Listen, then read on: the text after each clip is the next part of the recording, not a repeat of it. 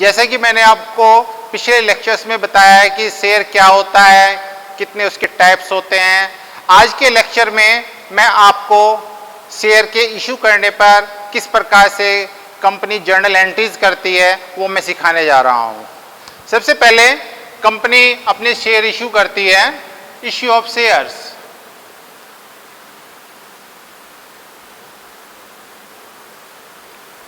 Company 3 तरीके से share issue कर सकती है। Share issued at par, it means यदि शेयर्स का फेस वैल्यू 100 रुपीज है और कंपनी मार्केट में उसको 100 रुपीज पे ही इश्यू कर रही है तो इस कंडीशन को कहते हैं शेयर इश्यूड एट पार, यानी कि शेयर्स का सममूल्य पर निर्गमन। B, share issued at premium, यदि शेयर की फेस वैल्यू 100 रुपीज है और कंपनी 100 रुपीज से ज्यादा में कंपनी शेयर्स को इश्यू कर रही है तो वो condition share issued at premium कहलाएगी। ध्यान रहे कि शेयर्स पर जो प्रीमियम कंपनी द्वारा लिया जाता है उसकी कोई लिमिट नहीं होती है। सी, शेयर इश्यूड एट डिस्काउंट, यदि कंपनी की जो फेस वैल्यू है 100 रुपीज है और कंपनी 100 रुपीज से कम में शेयर इश्यू करती है तो वो condition share issued at discount यानी कि छूट पर अंश का निर्गमन कहलाता है। छूट मैक्सिमम जो डिस्काउंट दी जाती है कंपनी शेयर्स पर इश्यू करते समय मैक्सिमम 10% हो सकती है, लेकिन company act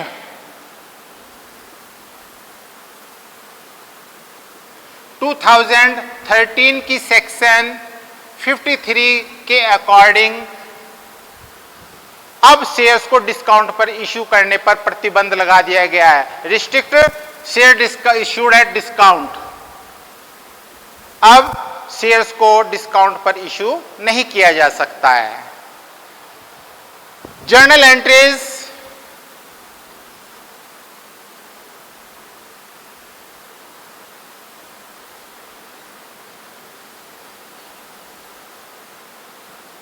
in the book of company, share issue करते समय हम कंपनी की बुक्स में क्या क्या एंट्री करते हैं। ध्यान रहे, जैसे कंपनी 100 रुपीज की फेस वैल्यू का शेयर इश्यू कर रही है तो कंपनी पब्लिक को रिलीफ देने के लिए ये 100 रुपीज को इंस्टॉलमेंट में लेती है। जैसे शुरू में 10 रुपीज ले लिया, 20, 30 एंड 40। जो फर्स्ट टाइम कंपनी द्वारा पब्लिक से लिया जाता है उसको हम एप्लीकेशन मनी कहते हैं।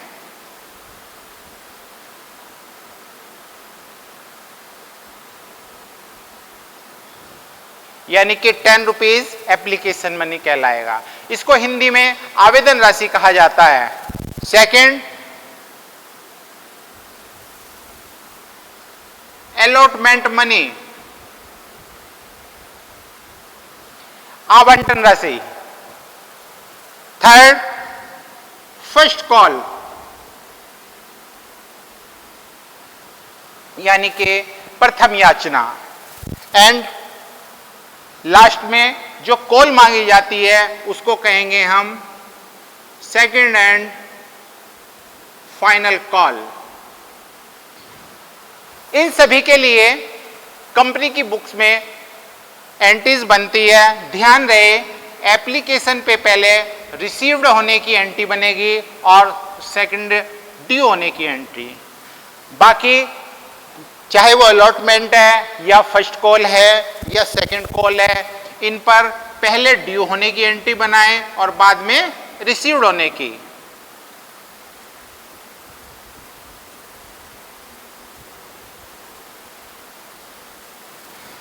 जैसे हम लोग एप्लीकेशन की एंट्री बनाने जा रहे हैं, बैंक अकाउंट डेबिट रिसीव होते समय अमाउंट रिसीव होगी, what's come in debit, so bank account debit to share application account being application money received।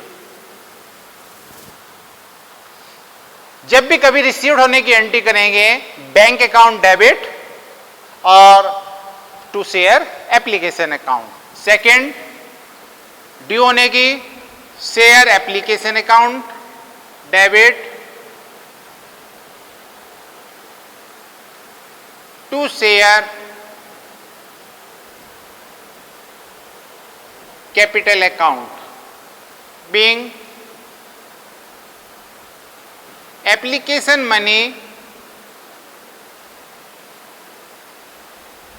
Transfer to share capital account. जितनी एप्लीकेशन मनी रिसीव हुआ है उसको शेयर कैपिटल अकाउंट में transfer कर दिया जाएगा। सेकंड एंट्री, सेकंड नंबर पे allotment की एंट्री बनाएंगे, ड्यू होने की share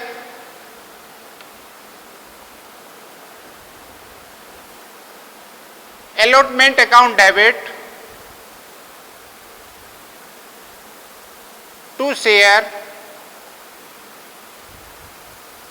capital account being allotment money due, ये इसकी नरेशन हो जाएगी। सेकंड, रिसीव्ड करने की एंट्री बनाएंगे, bank account debit to share allotment account. Allotment के बाद फर्स्ट कॉल की एंट्रीज बनाएंगे, share first call account debit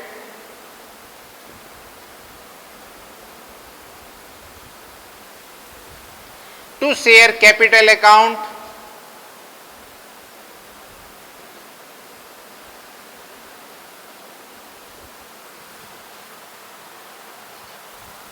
इसके बाद फर्स्ट कॉल रिसीव करेंगे, bank account debit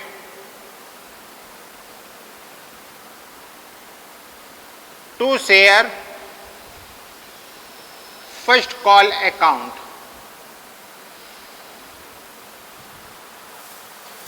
first call के बाद second and final call, firstly due करेंगे, शेयर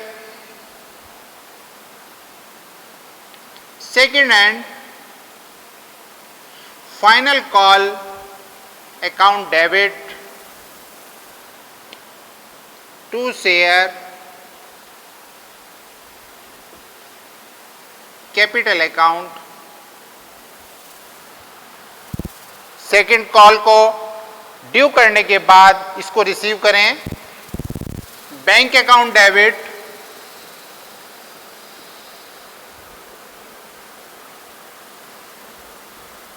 टू शेयर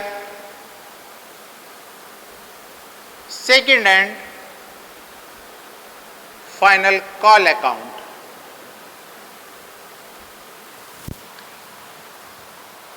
यदि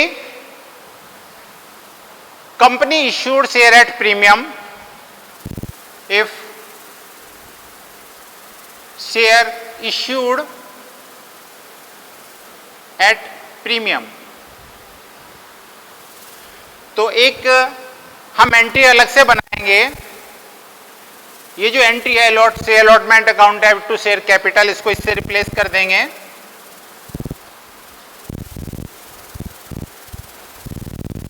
share allotment account debit to share capital account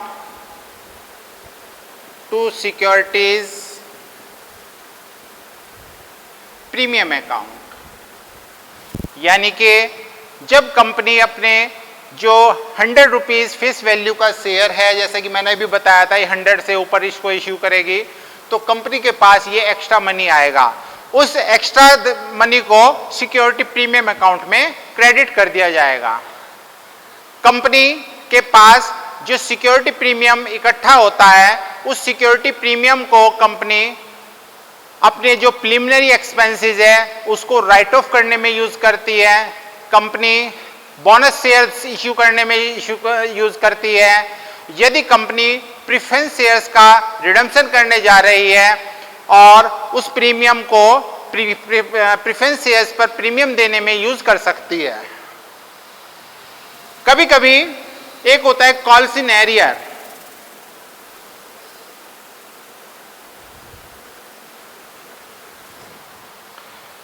जब कभी शेयर होल्डर टाइम पे कॉल्स का पेमेंट नहीं करता तो उसको हम कॉल्स इन एरियर के नाम से जानते हैं। कंपनी ऐसे व्यक्तियों से जो कि टाइम पर कॉल्स का पेमेंट नहीं कर रहे हैं 6% पर एनम के हिसाब से इंटरेस्ट वसूल करती है। Interest on calls in arrear कितने परसेंट लेती है? कॉल्स इन एरियर पर कंपनी इंटरेस्ट 6% पर एनम। एक होता है कॉल इन एडवांस।